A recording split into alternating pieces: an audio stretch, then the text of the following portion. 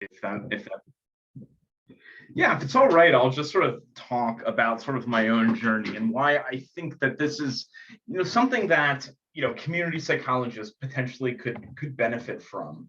Because really where I've landed, I find extremely fulfilling and extremely exciting.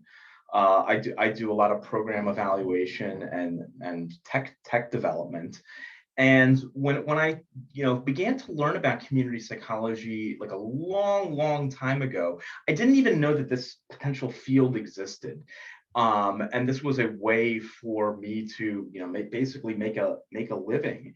And the amount of flexibility that I have to be creative, to explore, to play around with ideas, and to work with really neat people is just amazing. So, for today, I just wanted to talk about like how I ended up here, and basically, try and make an advertisement that community psychologists really have a lot of outlets with which to peddle their wares. And we are, as a field, extremely, I guess, sort of flexible and extremely well positioned to do a variety of things. But I'll get to that as we go along. If you have any questions, just like ping the chat as we're going. But I tend to sort of stare off into space as I begin to go through these. So just or speak up, whatever the case may be. So I was a psychology undergrad. So this was like 20 years ago. And like many psychology undergrads, I wasn't quite sure what potentially that meant and what direction I wanted to go in.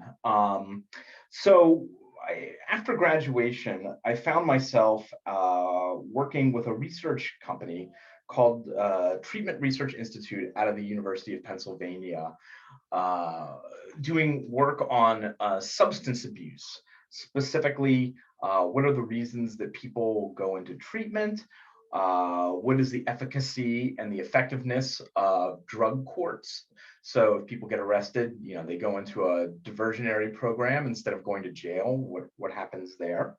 And at the time, I didn't realize that I was actually working with some really thoughtful and influential people, but I was just a research assistant collecting data and doing these interviews and working with people who were much different than me.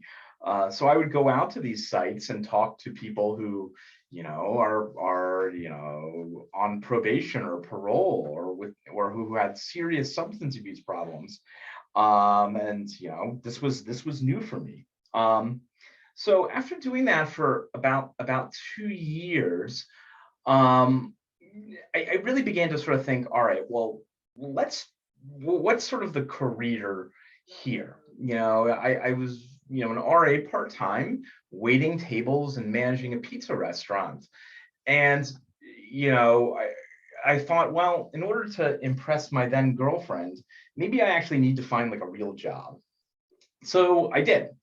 I applied at one of the substance abuse facilities that I was doing the recruiting subjects at, to see if they had any work. And I presumed that what I was looking for was something that would be in like the back, something that would be like pushing paper or some other type of job that would have no client interaction. But as it turned out, in Pennsylvania, I was qualified to be a substance abuse counselor. And really on my first day, I was supposed to watch people do intake assessments. And halfway through the first one, the program manager burst through the door and said, "Oh, we're all backed up. I need you to start doing them now." So without even seeing a full assessment done, I had to do it and get consents and all of that. And that really was sort of typical of this place. It was extremely high stress, extremely high turnover. It was an intensive outpatient facility in north and northeast Philadelphia, which is a little bit of a rough and tumble area. Um, but for the people who stayed and who were there for a little bit of time, it really became a transformable experience because once we got used to sort of the sort of level of, let's say, the base level of chaos, it became apparent that we were doing really innovative things. And the director, a guy named Joe Schultz, really was adamant that we try to treat the whole person and that we try to think about not just the reasons that people walked in the door, which was ostensibly alcohol or drug use, but what were the other things in their world that were preventing them from reaching their goals? So be it housing, be it family challenges, be it in many cases a co-occurring mental illness. And how do we set up treatment plans to address all of them? How do we empower people to take control of their recovery, whatever that would look like, and really be able to become sort of productive members of society to achieve their goals, whatever those might be. And so I was there for about 4.5 years and loved it. Absolutely loved it because it was just such meaningful work. I would do this stuff during the day and then at the same time decide to get my master's in counseling. So at night I would go back to Villanova University to take courses, and everything that I did during the day I would think about during class and how it applied, and then would go back to work and think about how the theory could apply to what I was doing with my clients there. And it was just such a wonderful synergistic relationship that I never even checked my grades that entire program. I can't tell you what I did, but I eventually graduated. But then, I began to notice towards the end of my time there that it didn't make any sense to help get someone clean or to help someone in recovery if the community itself was not supportive of the changes. So you have to help someone stay clean off of heroin, and then they go back to an apartment at the intersection of Kensington and Allegheny, which is a really notorious place in Philadelphia. They go back there, like, how are they going to maintain that change? So I started thinking more about, well, where are the systems? Where are the changes that we can make on a community level that can help us to sort of help these people? So I poked around for a couple programs and eventually got into the University of South Carolina, where I worked with Dr. Abe Wandersman, who I think is a professor emeritus now. I got into that program not knowing what community psychology was. All I knew was that he was interested in prevention and larger systems research. I got into that program not knowing where the University of South Carolina was. I thought I was going to Charleston, but it turns out I was going to Columbia, which is a little different. And yet, really the values and the methods of community psychology really resonated with me the more that I learned about them, and the more that I learned about the ways that we can do applied research in community-based settings. For a while, I thought, oh, well, I'll be sort of an academic and be able to do this work all the time. But there was another path, and that path was through research and evaluation, program evaluation specifically. So I didn't, like community psychology, I didn't know what program evaluation was when I got into school. I had since learned that program evaluation was one of the 18 community psychology competencies that we should all know. But really, program evaluation is an amazing way to apply sort of logic and methods and our values in lots of diverse settings. So I worked with my mentor Abe for a couple of years, and then in 2018 hung my shingle out myself and began to sort of seek out work on my own. And through the relationships that I had been developing over the years, it's been very straightforward and I guess very easy for me to find things to do. And I say that because community psychologists really can work in any social service domain.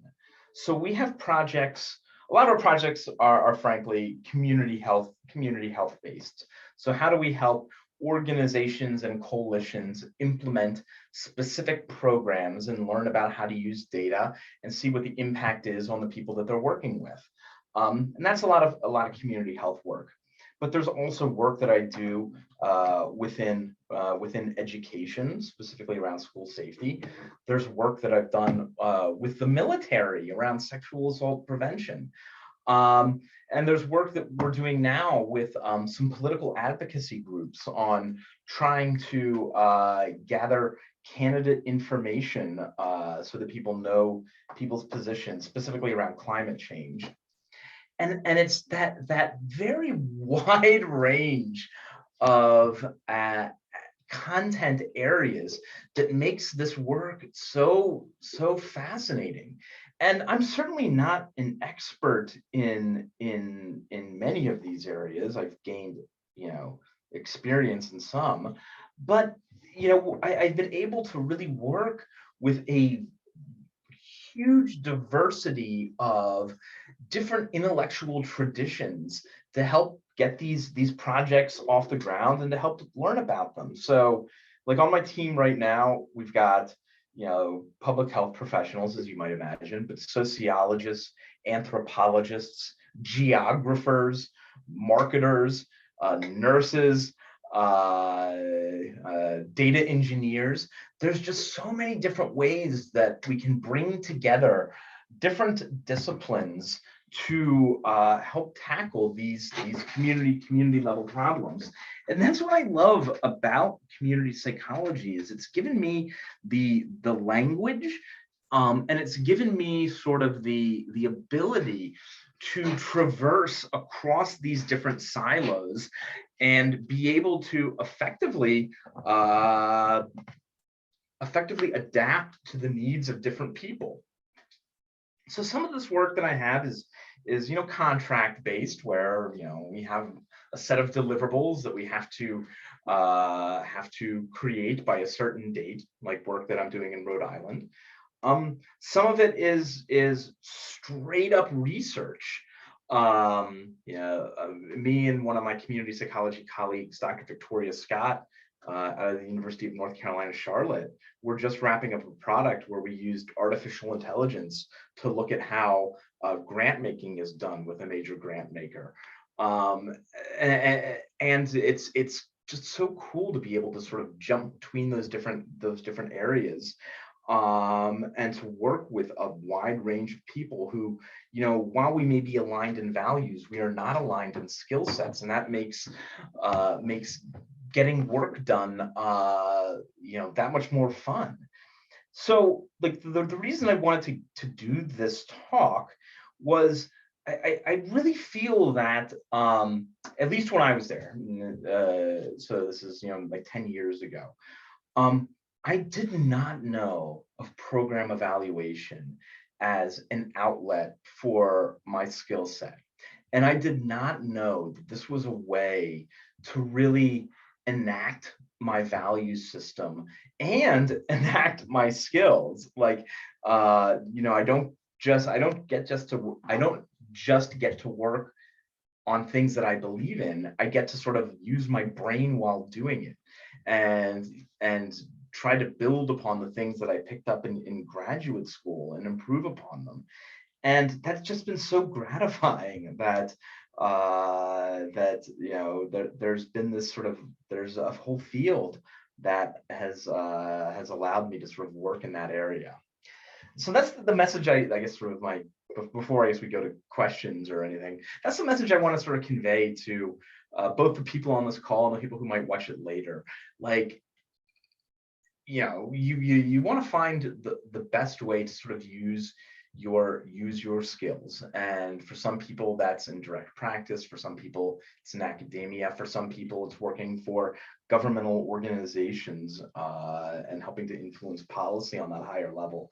For me, it's really been in the program evaluation area, which I liken to, you know, somewhat of a sandbox that I get to just do neat things with neat people and experiment and learn all the time. So that's, I guess, sort of my monologue. I guess we'll go for questions if anyone has any. How did you know? Oh, sorry. Aaron was asking something. How did you know that program evaluation was program evaluation?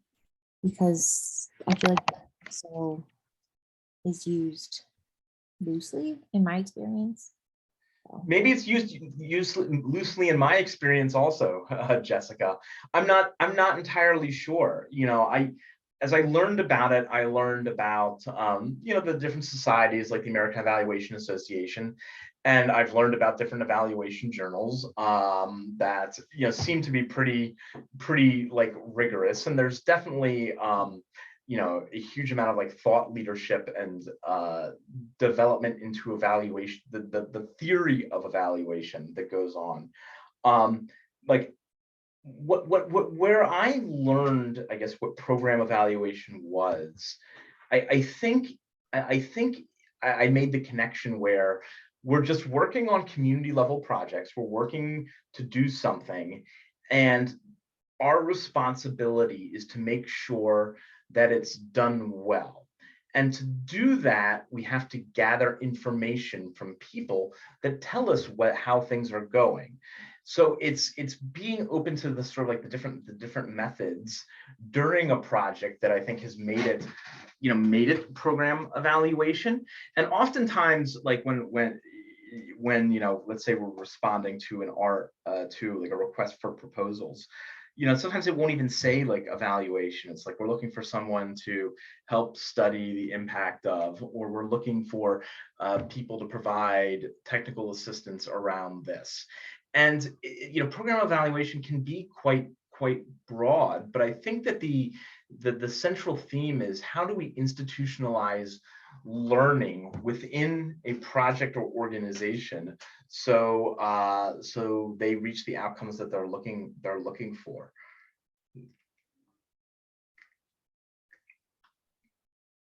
That's awesome. Thank you. Does anyone else have questions?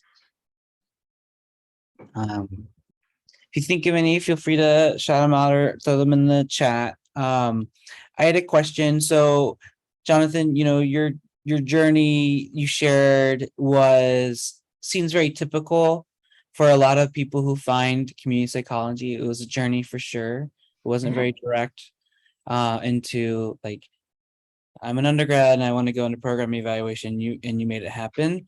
But thinking about people who might be at that earlier stage in their journey and looking for a more direct route, like what advice would you have for them that if they're interested in program evaluation now already as an undergrad or a graduate student, things that they should be considering as they plan their next steps or their, you know, short-term, midterm goals? Yeah, you know, so that's a really good question, because one of the people on my team I hired as an intern who was doing her practicum, and then brought her on full time. And she had like a similar journey, which is, oh, I'm studying psychology, but all of a sudden now she's into like program evaluation. So it was like a cleaner jump in that way. So I would think that you know, people who are really interested in this type of work now, like let's say as an undergrad, I would look out for people who are doing work within the communities. So you don't want someone who's sort of like doing laboratory-based testing, which is like really cool, but that's not generally where community psychologists work. And I would look for sort of research assistant types of opportunities there, where you're out on site collecting data, or you're looking at like archival data and trying to make sense of it. And I think the critical aspect is, and there's opportunity to interact with stakeholders, because like what I think program evaluation, one of the things that distinguishes program evaluation from like just straight up research is that, we are always in conversation with a variety of different stakeholders. We're always sort of saying, this is what the data is saying to us now. What do we collectively think it means? And we're just one seat at the table. We are not the arbiters of truth. We say, our methods have shown this, or the data shows this. How does that reflect the lived experience that maybe you have in your community? What are we missing, and what do we need to, what's sort of confirmatory about this? So I think that's, if you're interested now, I think that's maybe what you want to look for. Certainly like applied psychology courses, though sometimes those maybe drift a little bit into like applied behavioral analysis. But I would look for, people who are doing projects within communities and organizations that allow you to have interactions with different stakeholders, be they end users, be they leadership, that allow you to sit at the table and learn and see how this community-based work is done. And that, I think, is a good trajectory, because that will help you sort of be that much more like sophisticated when either you want to pursue additional education, or you want to apply for other types of like research jobs at other organizations that do this type of stuff. So that would, I think, be a good start, is looking for, community-based researchers and trying to get to know them. Excellent, thank you. Anyone have any questions?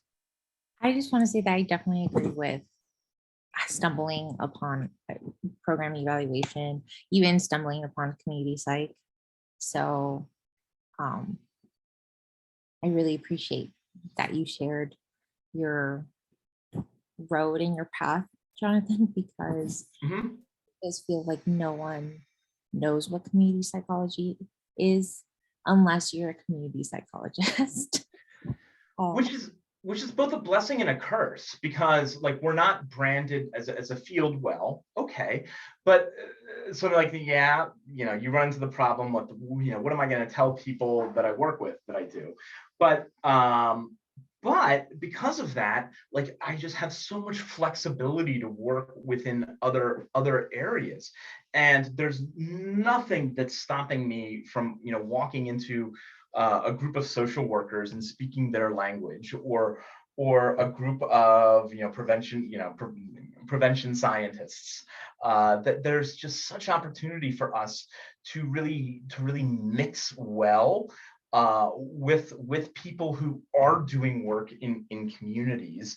And sometimes the labels are important. It's certainly important for a group identity, for training, for skill development, for accreditation, I'm guessing. And then once we get out here, like we can do all of these things. Like you look at those 17 competencies or 18 competencies that we're supposed to have when we graduate. And I know that's just like a suggested paper. I know that's not, what like the APA says you need. But if you can do those things, you are extremely marketable to a large number of people. And I'll say this because it feels weird to sort of talk about money, but let's talk about money. My first my internship as a community psychologist, I was making significantly more than a lot of the assistant professor positions that I saw out in the field. So being able to work in this applied space was just much more lucrative than even being at a college where I would ostensibly be on the tenure track. And I just feel like I've got 4 kids. And it's nice to not have to like worry too much about that. I mean, yeah, I've got to keep hunting for projects all the time.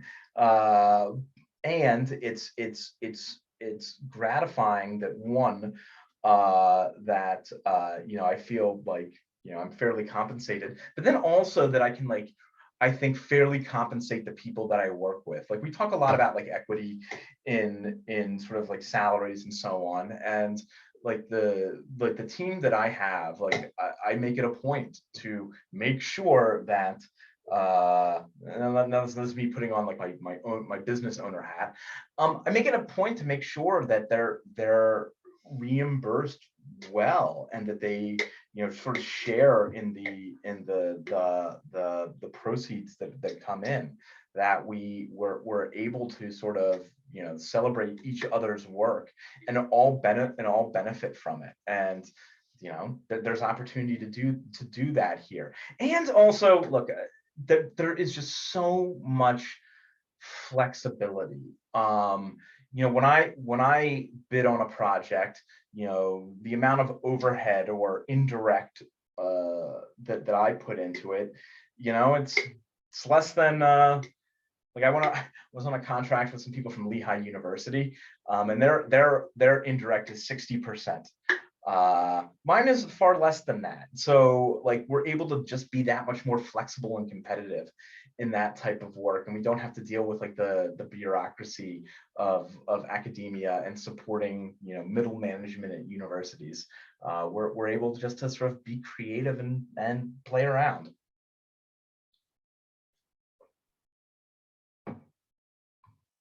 I have a question unless someone else has a question and wants to jump in. Okay, great. So something I'm curious about, and I think it's really interesting to think about, but you know, in community psych educational programs, I think there's a lot of guidance, coaching, and training towards like following through and pursuing a career in academia, or even like getting jobs, you know, W-2 kind of jobs, right? Like you're becoming an employee in some sort of organization. But what I've been noticing and discovering is there's a lot of people who go out and do a lot of independent contractor work. And I just wanted to know, like, did you have this, was your transition into programming evaluation like that, where you were working on some as an independent contractor before you established your organization? And if so, what's that, you know, what advice do you have for kind of new community psychologists who are maybe pursuing, you know, those types of engagements? Sure, yeah. So like a lot of people, like I was an independent contractor at the beginning, because I wasn't attached to anything. I was just myself. And yeah, like, you know, I would be working with people. But my contract would be, you know, I'm a W-9 employee. It was really important for me then to put on like my entrepreneurial hat and think about, well, why are we just sort of letting sort of this work, and all of the learning from this work just sort of evaporate at the end of the project?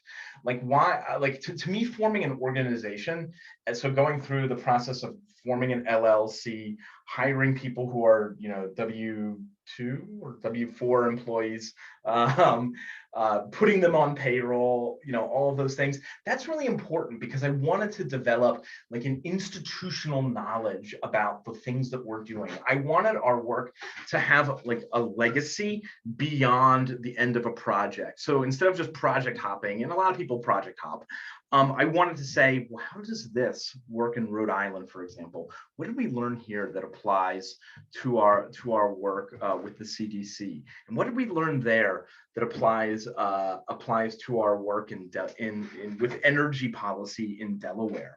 Like it really became, I guess, sort of a decision where, like, is this what I'm going to do? Just sort of like chase after projects, or am I going to take the responsibility of sort of building up something that can be more than just those types of things? And then there's also, you know, the economic incentive of starting an organization, because the tax rates for certain things are less than if you're a contractor. And if you're a contractor, you have to pay what's known as double tax, like tax as an employee and as an employer.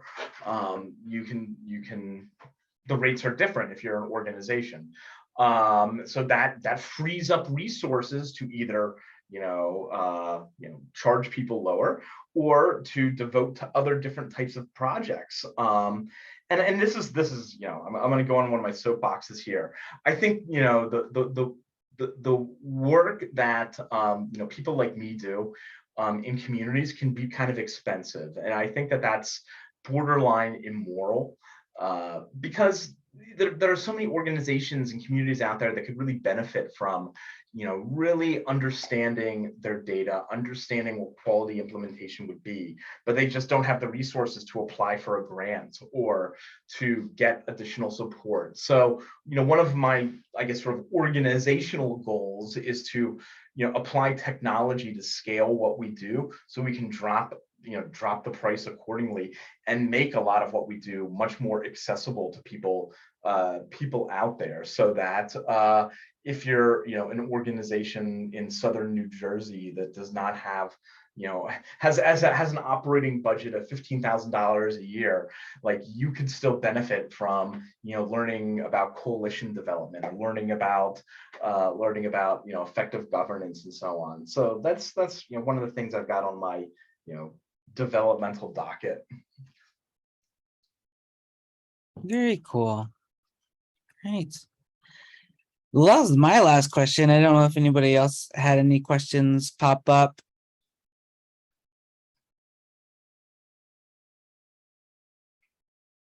All right. Anything else that you kind of came to your mind, Jonathan, that you'd like to share? I just want to emphasize that like I really, really, really like what I do. I'm really excited. I get to do so many interesting and different things, and like, that is a job that you, dear person watching this video or on this call, this is something that you could do. And I'd be happy to talk more about how to sort of about my own journey, and about sort of thinking through how one becomes this real applied psychologist. And that's what's cool. Like, I take the stuff that was all theoretical in grad school, it's like applied, and it's actually coming to life out here. And I didn't know that type of thing existed, and I'm super happy it does, because I have a blast. Thank you. Jessica, was that a question you wanted to learn about more now, or you wanted to get connected and learn more later? Either. Just puts in the chat that she wanted to learn a little bit more about the Dawn Chorus Group and PubTrawler. Sure. I mean, do you want me to answer that now? Or okay. Yeah. So Dawn Chorus Group is my research and evaluation company. So we do basically what we've talked about so far. We're a collection of a bunch of people with really, really disparate skill sets working together to promote change within the communities that we work with. Most of our work, as I sort of said earlier, is based in community health right now. But that's just sort of a consequence of how our contracts are breaking down these days. So that's really, really cool. And the PubTrawler is a different company that I spun off of Dawn Chorus, which is a AI powered I guess website that takes thousands of articles and summarizes them for their main themes and trends. So if you're interested in, let's say, vaccine hesitancy, or interested in racial equity, you search for that on Google Scholar and you're going to get the phone book back.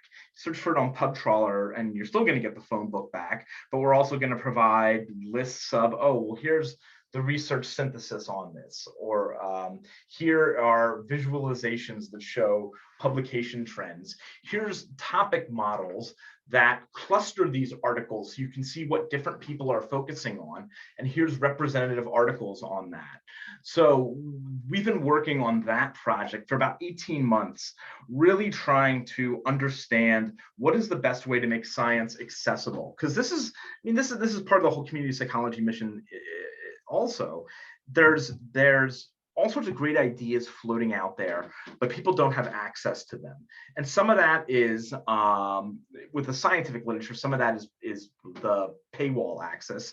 Some of it is also sort of the skills needed to engage with the scientific literature. So we're trying to break those down and make science that much easier to engage with and that much more straightforward.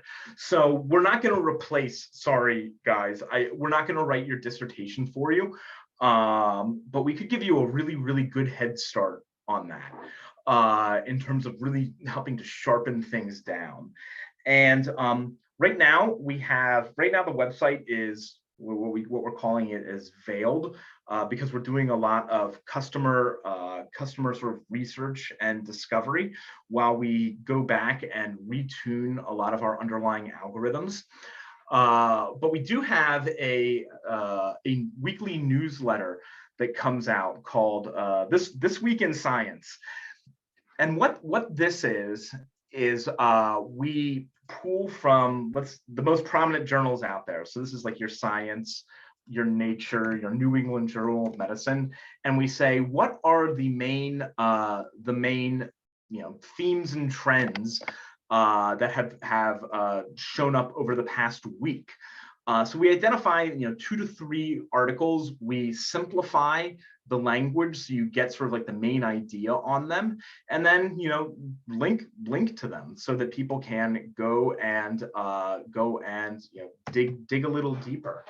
I just put a link in the chat. We actually have a referral program right now because we're trying to grow this. So if you sign up there and you get some of your friends to sign up using your link, we have like $1,000 on the line for first place, $500 for second place in terms of number of approvals. So if you want to put some cash in your pocket, tell your friends, sign up for This Week in Science.